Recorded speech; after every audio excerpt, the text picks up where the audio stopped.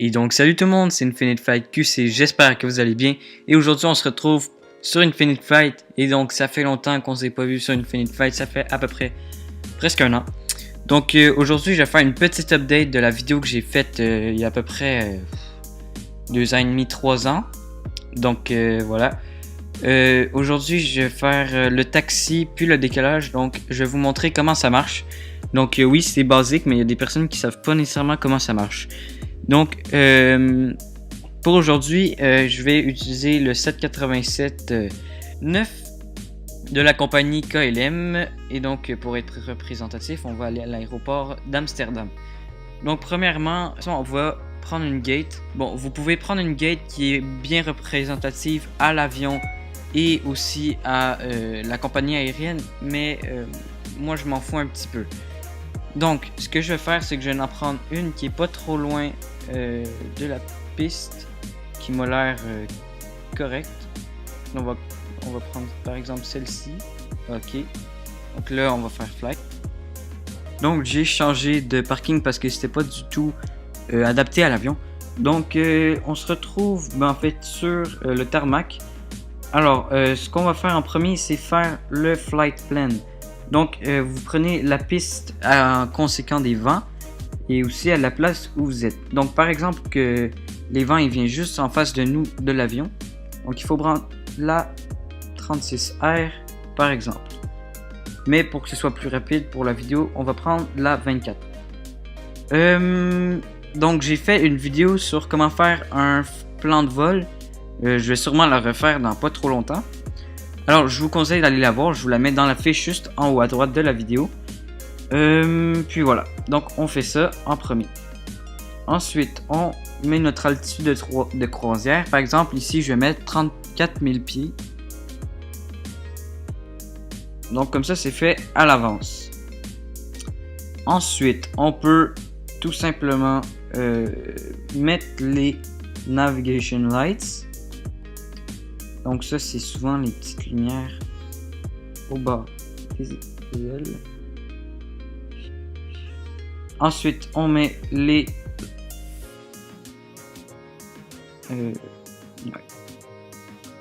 ensuite, ce qu'on va faire, c'est pour le fuel de l'avion, vous allez prendre le nombre de temps de vol que vous allez faire. En conséquent, vous allez prendre le nombre de fuel besoin.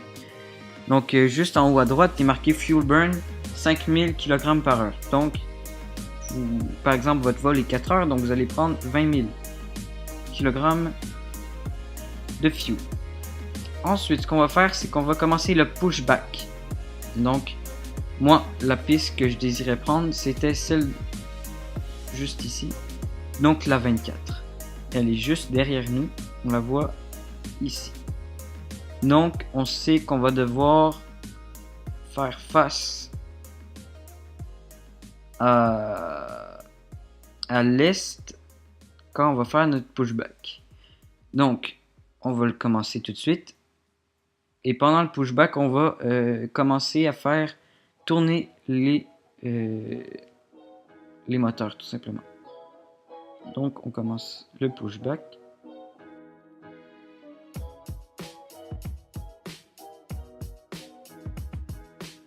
Donc, après, quand tout ça est fait, vous stoppez le pushback et on met les freins. Tout simplement. Et là, maintenant, on va pouvoir mettre les beacon lights et démarrer les moteurs. Donc, ce que vous auriez pu faire aussi, c'est de démarrer les moteurs pendant le pushback. Moi, j'ai oublié. Mais, important de mettre les lumières rouges qui s'allument et qui s'éteignent pour dire que les moteurs sont en marche. Donc, chose importante, parce que souvent dans les serveurs, vous pouvez avoir des points de moins si vous dépassez les limites de vitesse. Donc, c'est 20 nœuds dans la normale, donc sans virage ni rien. Si vous êtes dans une très longue ligne droite, vous avez le droit d'aller à 30 nœuds. Et quand vous faites des virages, c'est 10 nœuds. Donc ça, c'est important à respecter. Donc on met les seatbelts on aussi, j'ai complètement oublié. Donc on vérifie si tout marche très bien. Donc ça m'étonnerait rien marche bien. Tout marche très bien. Ensuite, vous mettez les flaps. Donc, moi, je vais l'utiliser. Je vais mettre 5 degrés. Là, on est prêt à partir. Aussi, autre chose à savoir, pour avancer, il n'est pas obligatoire, mais c'est important aussi. Donc, vous n'avez pas besoin d'utiliser plus que 30% de la poussée. Donc, moi, ce que je fais, je mets à peu près 25%. Puis, on lâche les brakes.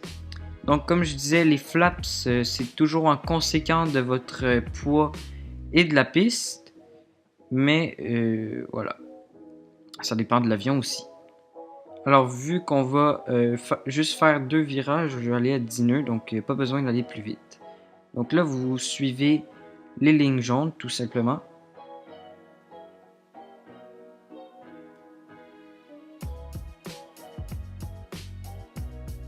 Donc, rendu ici, quand il y a une espèce de ligne comme ça veut dire qu'il faut demander l'autorisation de la tour de contrôle pour passer cette ligne. Donc, par exemple, vous demandez l'autorisation et tout. Et important, mettre les landing et les strobe lights dès qu'on va sur la piste. Ensuite, on est prêt. Le plan de vol est fait, par exemple. Moi, je ne l'ai pas fait. On s'aligne sur la piste. Donc là, on va pas plus de 10 nœuds. On utilise 25% de la poussée. Aussi, quand on va décoller, c'est très utile de savoir le poids de son avion. Donc, s'il est très très lourd, donc il va falloir utiliser le maximum de poussée possible pour le décollage. Mais s'il est plutôt léger, vous n'êtes pas obligé d'utiliser 100% de la poussée. Aussi, si la piste est courte, donc vous allez décoller plus rapidement, donc vous mettez plus de poussée. Si la piste est assez longue, vous pouvez mettre par exemple 80% de poussée. Donc vu que ma piste est longue, puis que je ne suis pas trop lourd, je vais utiliser 80% de ma poussée. Alors, on s'aligne correctement.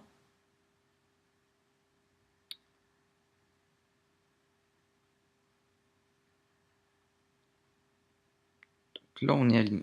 Donc, on vérifie si on est sur la bonne piste, par exemple. Mais moi, je ne l'ai pas faite. On vérifie si toutes les lumières sont faites. Si tout va bien. Altitude de croisière faite. Ensuite, moi je fais toujours calibrer avant de décoller. Puis on est parti. On enlève les brakes puis on met 80% de poussée. Donc pour ma part, c'est ce que je vais faire. Puis ça dépend aussi de l'avion. Moi je vais commencer à lever le nez vers 140 nœuds à peu près.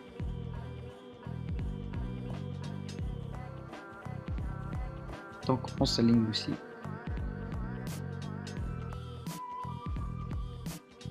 Donc on décolle. Souvent on se met à 15 degrés comme ça.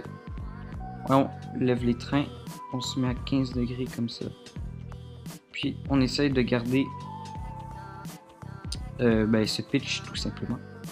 Puis là on peut augmenter un peu le power si votre avion n'accélère pas.